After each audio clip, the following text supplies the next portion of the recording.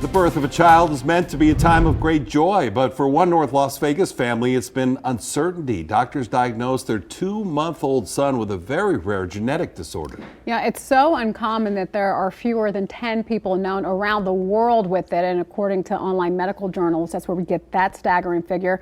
Our Kristen Drummond is live in studio with this exclusive story that you will only see here on 3. Kristen? Jim and LaToya, this is baby Niko right here with his parents, and the first 2 months of his life have been in the hospital. His parents finally bringing him home on Friday after doctors diagnosed him with missing a critical chromosome that will impact him the rest of his life, from eating to even breathing. Our strong boy. At 2 months old, baby Niko stays resilient. He's endured so much, more than me in my whole life. A ventilator helps him breathe. So right now he's letting the machine do all the work, so he's at 0%. And a gastrostomy tube helps him feed. Pull it out of here, and we had to plug it into his G tube.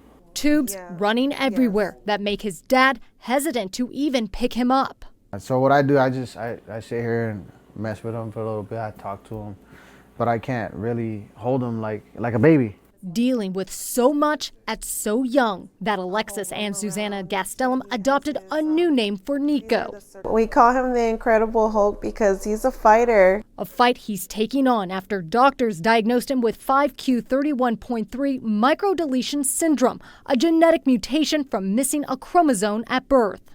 Extreme deformities, hypotonia, meaning no respiratory muscles or low muscle tone. Really delayed in speech. He won't be able to basically eat, breathe, or eat on his own. Ever. Susana and Alexis bringing him to the hospital after noticing he didn't open his eyes and was very cold 3 days after a home birth. Following 6 weeks of testing, doctors identified the issue. This is all the information that they have on the deletion, and that there's only 8 other cases, Niko being number 9 in the whole world. A rare case, leaving the family with 3 choices from doctors: bring him home, send him to hospice, or an unthinkable option for any parent. Basically give him meds to make him comfortable and take him off the ventilator. And let him go. What was it like for the doctors to give you that option?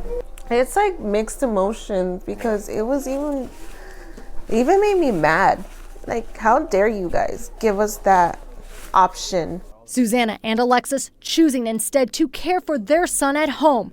Their bedroom, now a makeshift hospital room. This is all some of his medical supplies over here. I gotta try to come up with something and build something for all this stuff or something. We don't have room. They're also seeking medical help. Susana says the only geneticist here in Las Vegas does not accept their insurance, Aetna or Cigna, 2 big health insurance companies. Now they're looking to go out of state. We're gonna do it, regardless. To find answers and provide the best life for their little superhero. If I fail him, like he dies, like if I do something wrong, he could die, and it's very hard to think about,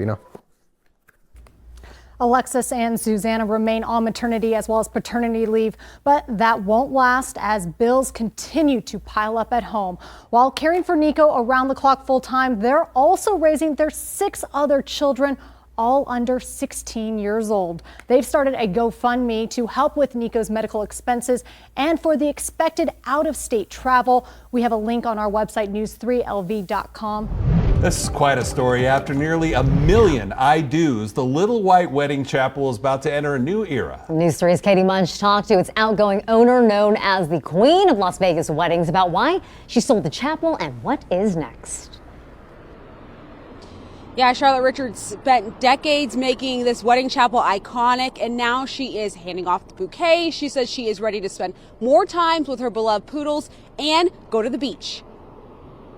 Will you promise him that you will love and honor him, respect him? After more than 60 years and hundreds of thousands of weddings, Charlotte Richards, the owner of the iconic Little White Wedding Chapel, announced she's moving on. I hope this setting I hope this moment. It's been on my mind for a long time because I had an accident, broke my leg. It's slowing me down a lot. The 88-year-old says she injured her leg earlier this year as she was out one night walking her two beloved poodles. I saw a big dog and they just took off like that and dragged me right in the middle of the street. Cliff Everts, the owner of competing downtown wedding chapels Viva Las Vegas and Vegas Weddings, is now the new owner. The exact terms of the sale were not disclosed, but is said to be a multi-million-dollar purchase. It will make Evert the biggest wedding CEO and founder in Las Vegas. Congratulations, have an awesome wedding. Richards will also be an honorary minister as her schedule permits.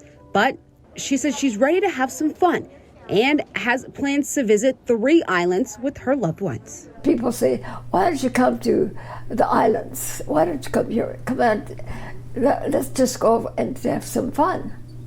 So that's what got me out of my chair.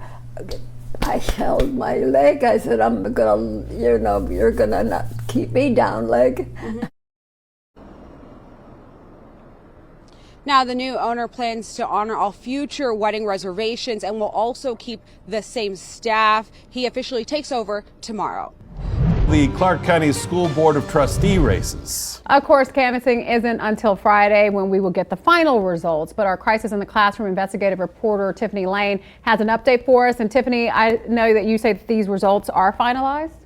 Well, no, they're not yet. And you know what?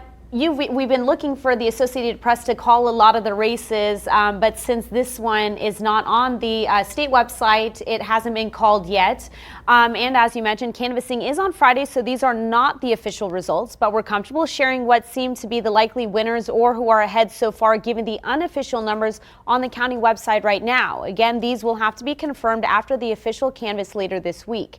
Now in District D, Brenda Zamora up 14% against incumbent and current school board president Irene Cepeda, according to the Clark County website. In District F, incumbent Danielle Ford is trailing about 5% or 3,800 votes to former Assemblywoman Irene Bustamante Adams. And in District G, incumbent Linda Cavazos is ahead of retired former educator Greg Weeman by 11%. I spoke with all the candidates a few days prior to the election about the issues most important to them. One of the questions I asked them was, what is the #1 issue in the district right now, whether from your own opinion or from speaking with the community? I also asked them how they would tackle that issue. Here's what Brenda Zamora, she's a CCSD parent. She also is a school organizational team member. Those members help develop a budget for and a plan for operation for their schools. Here's what she had to say.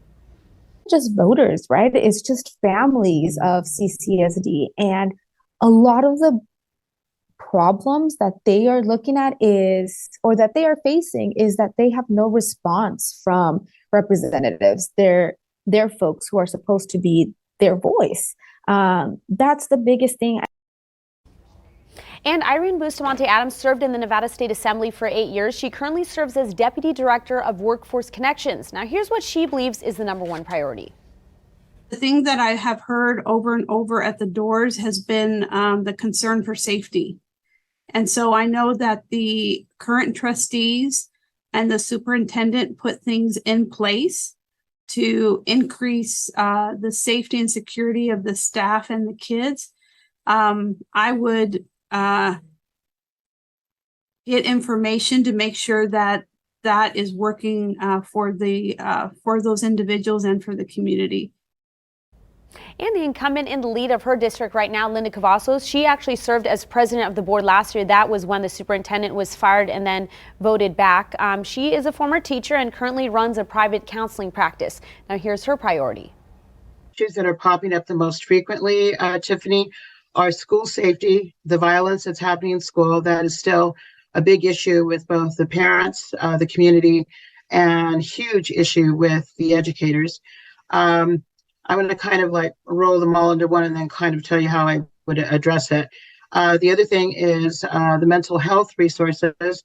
I feel that we've made great strides in providing resources. And I am working to speak with each of them over the next few days about what their role on the board could look like and their hopes for our students and staff.